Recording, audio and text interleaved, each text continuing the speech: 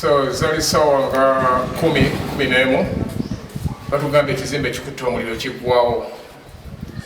ne tusitukira mu bwangu ne tutwala obuvunaanyizibwa okubira OC Katale Police Station n'aconnectinga ku DPC main ne communicatinga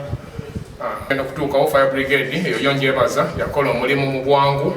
kubanga yaddukirawo mu bwangu ebiseera bisinga emmotoka zino eza poliisi zitera okubawo okutuuka mu kifo ng'aliwo omuliro okukoze ki oluusi nesanga ennyumba yonna yonna eweddewo naye ku luno nange kyansanyusa era kyanneewuunyisa okulaba nti fire brigade ngenda okuva awaka wali wansi okutuuka ne batandika okuzikiriza omuliro bulungi nnyo. Kati omukyala yali nannyini yalinga omupangisa yali yapangisa ennyumba eno poliisi egezaako okwogera n'omupangisa ono abannyonnyole kiki ekyahapeninga